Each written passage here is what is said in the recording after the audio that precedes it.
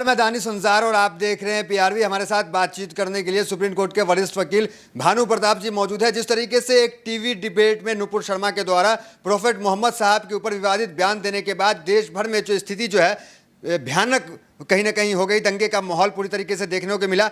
तमाम जगह जो है प्रोटेस्ट चल रहा है। जुमे की नमाज के बाद ही प्रोटेस्ट देखा गया कि नुपुर शर्मा को है, कुछ लोग कह रहे हैं कि इन्हें गिरफ्तार करना चाहिए, उम्र कैद करना चाहिए, और वहीं जो लोग जो है फांसी तक की सजा की मांग कर रहे हैं। नुपुर शर्मा की गिरफ्तारी को लेकर पूरे देश में प्रदर्शन जारी है, लेकिन अब तक जो है नुपुर शर्मा की गिरफ्तारी नहीं हुई है। उसकी जगह जो है 230 लोग जो उत्तर प्रदेश में वो गिरफ्तार कर लिए गए हैं। तो इनसे बातचीत करेंगे, कानून के जानकार हैं भानु प्रताप जी। इनसे बात रांची से भी सर खबर आ रही है कि 2 लोग जो है वो पुलिस की गोली से 2 लोग की मौत हो गई है। एक का नाम मुदस्सिर है, दूसरा जो है अभी नाम सामने नहीं आया। क्या कहेंगे सर, एक बयान से देश में ये हाल हो गया है?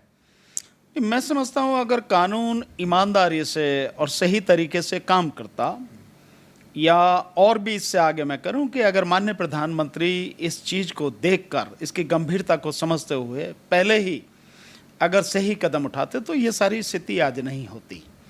लेकिन उनकी तरफ से कोई प्रयास नहीं हुआ और कानून की तरफ से भी निष्पक्ष रूप से कोई कार्रवाई नहीं हुई, जिसका नतीजा सामने है। पर मैं यहाँ सबसे पहले तो जो वो 2 साथी इस सारे उसमें मारे गए हैं, मेरी संवेदना उनके प्रति है। और मैं बाकी सभी साथियों से जो भी प्रदर्शन कर रहे हैं उन सबसे एक निवेदन करूँगा, मैं विनम्र निवेदन करूँगा।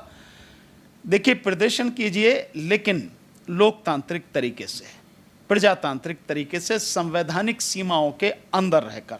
गिरफ्तार सर नुपुर शर्मा की अब तक नहीं हुई है, क्या लग रहा है? पीछे कोई शय है, कोई बड़ा हाथ है? नहीं, इसमें देखिए कहने की बात नहीं है, तो बार बार इसको बताया जाए इसका कोई अर्थ नहीं है। ये तो सच है कि अगर सरकार का हाथ नहीं होता, सरकार का संरक्षण नहीं होता, तो अब तक गिरफ्तारी कब की होती, क्योंकि सरकार का संरक्षण है, शासन प्रशासन निष्पक्ष नहीं है, इसीलिए ये सब कुछ हो रहा है।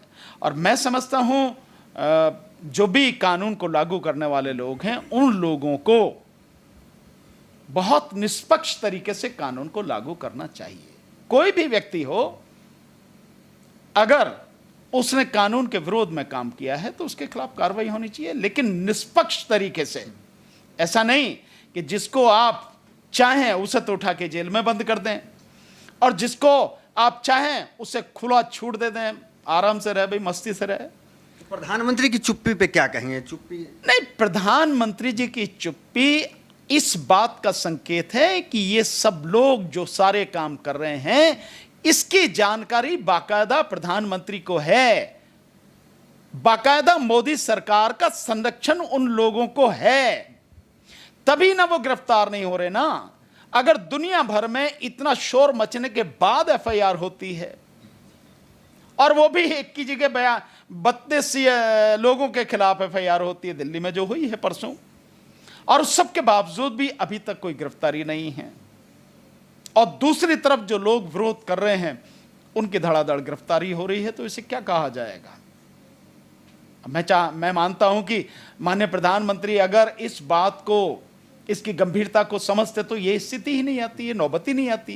ये सारे के सारे लोग एक एक करके कभी कोई है, कभी कोई है, कभी कोई है, चाहे वो नुपुर शर्मा हो, चाहे नवीन जिंदल हो, चाहे साक्षी महाराज हो, चाहे ये हो, चाहे वो हो, एक तो नहीं है ना, कितने ही लोग हैं। और अब तो बीजेपी ने भी लिस्ट जारी की 38 लोगों की, और यह भी बताया गया कि पिछले 8 साल में उन लोगों ने 8000 बार ऐसे स्टेटमेंट दिए, ऐसे बयान दिए हैं जो एक धर्म विशेष के प्रति घृणा फैलाते हैं, नफरत फैलाते हैं। इतनी बड़ी चीज 8 साल से लगातार हो रही है, अब प्रधानमंत्री एक बार भी बोले नहीं, एक बार भी, हर बात पे उनकी चुप्पी है, तब आप क्या कहेंगे? और मैं ये भी मानता हूं कि प्रधानमंत्री बोलेंगे कैसे? जब प्रधानमंत्री एक धर्म विशेष के लोगों को कपड़ों से पहचानने की बात बोलते हैं, भाषा बोलते हैं, तो प्रधानमंत्री बोलेंगे कैसे?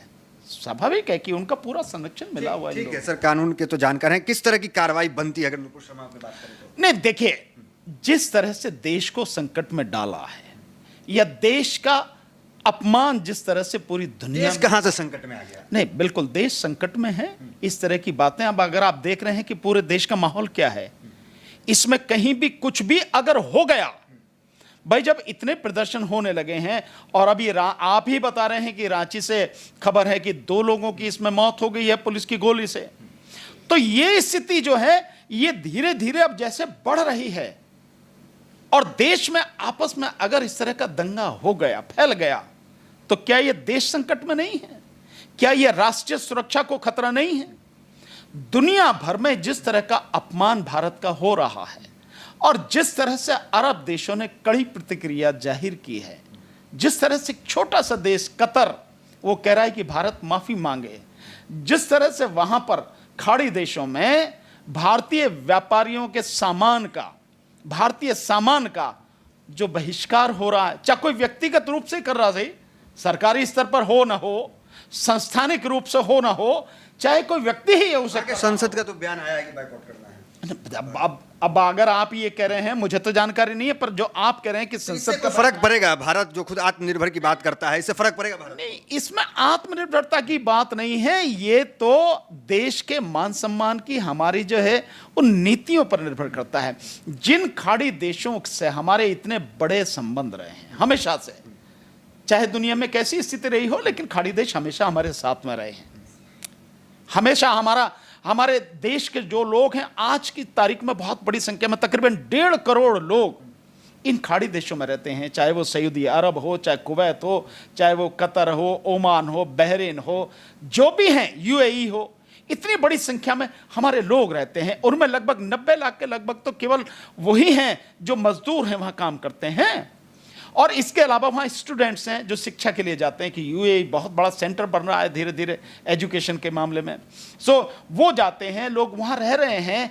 यहाँ से जो 8 लाख लोग पिछले 8 साल में गए हैं अरबपति भारत को छोड़कर, उनमें बहुत से लोग उन जगह पर रह रहे हैं।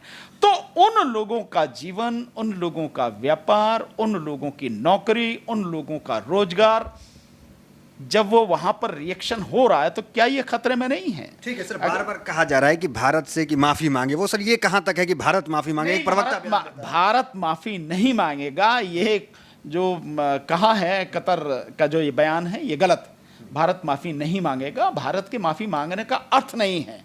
क्या ये गुनाह भारत ने किया है? नहीं, एक व्यक्ति ने किया है, तो उस व्यक्ति के खिलाफ कानूनी कार्रवाई होगी, आज नहीं तो कल होगी, देर सवेर जो भी होगी। सरकार को करना चाहिए, यह बात जरूर मैं मानता हूं कि सरकार को उस व्यक्ति के खिलाफ कड़ी कानूनी कार्रवाई करनी चाहिए।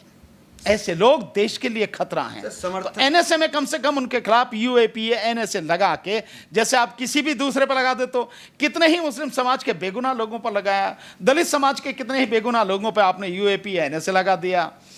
ऐसे लोग जो वाकई में राष्ट्रीय सुरक्षा के लिए खतरा बन चुके हैं, जिनसे पूरे देश में बवंडर मचा हुआ है, पूरी दुनिया में, ऐसे लोगों के खिलाफ कार्रवाई होनी चाहिए। ये कार्रवाई हो, ठीक है। लेकिन सर यहाँ तो समर्थन में भी लोग उतरे हुए हैं, तो फिर सरकार किसकी सुने? दो पक्ष उतरा हुआ है, एक समर्थन में एक विरोध में। सरकार को हमेशा निष्पक्ष होना चाहिए, किसी की होती नहीं है। जिसने गलत किया है उसके खिलाफ कार्रवाई करे, जिसने गलत नहीं किया है, बेगुनाह है, उसको पूरी सुरक्षा मिलनी चाहिए, संरक्षण मिलना चाहिए। लेकिन यहां तो गुनहगारों को सुरक्षा मिल रही है। सारे के सारे बीजेपी के जो लोग थे, ये कर रहे थे, हिजाब की बात कर रहे थे, आप जो 3 तलाक की बात कर रहे थे, आप मस्जिदों पर भगवा फहरा रहे थे, आप मस्जिदों के सामने से निकलते हुए तलवार लहराते हुए जो आप सारा प्रदर्शन कर रहे थे, उनको गाली दे रहे थे, उन मुसलमानों का कत्लेआम करने की बात कर रहे थे, नरसंहार करने की बात कह रहे थे। लेकिन अब तो आपने सारी सीमाएं पार कर दी। आप तो मोहम्मद साहब तो सर विदेश भी नहीं आया था, खाड़ी देश भी मौन था, कहाँ कुछ। बट भाई वो तब तक ये बात थी ना कि जब तक ये भारत की सीमा में ही है। लेकिन आप मोहम्मद साहब के विषय में कहोगे तो दुनिया में जो जितने भी मुस्लिम देश हैं, अरबों की संख्या में जो इस्लाम को मानने वाले लोग हैं, वो सारे के सारे जब उनको भी आप नहीं छोड़ोगे तब आप क्या करोगे? तो ये जो चीजें हैं ना, इनको समझने की जरूरत है। भावना आहत हुई, भावना निश्चित रूप से है भाई। हर एक किसी की बात देखिए, पूरे इस्लामिक समाज के लिए, मुस्लिम समाज के लिए पैगंबर मोहम्मद साहब से तो ऊपर कोई नहीं है, उनसे बढ़ के तो कोई नहीं है ना। आप उनको भी इतनी अपमानजनक भाषा उनके लिए इस्तेमाल कर रहे हो। देखिए मैं आपको दिखाता हूं, अगर किसी ने नहीं सुना है तो वो सुन ले। ये फैजान मुस्तफा साहब हैं, इसको दिखाएं आप। ये फैजान मुस्तफा साहब हैं, ये वाइस चांसलर हैं नलसार यूनिवर्सिटी के, हैदराबाद के, और इनका एक चैनल है ये अपना। इसमें इन्होंने पूरी, मुझे नहीं लगता कि किसी और चीज करने की जरूरत है। फैजान मुस्तफा, ये पूरा जो इसका वो है legal awareness web series, Faizan मुस्तफाज लीगल अवेयरनेस वेब सीरीज, और ये वाइस चांसलर हैं, कोई आम आदमी नहीं है, कानून पढ़ाते हैं, लीगल हिस्ट्री पढ़ाते हैं उस यूनिवर्सिटी में। ये उनका चैनल है। इस चैनल पर इन्होंने पूरी ऐतिहासिक तथ्यों के साथ हर चीज बताई है, तो आपको पता लग जाएगी कि ये सच क्या है। बट कोई जानना नहीं चाहता, जो मन में आए कह देते हैं। मैं कह रहा हूं कि इसको आप देखें, आपको पता लग जाएगी। पूरा 40 मिनट का वो है। ठीक है, तो ये हमारे साथ भानु प्रताप जी थे, जो कि तमाम सवालों का यहाँ पे जो है बेबाकी से जवाब दे रहे थे।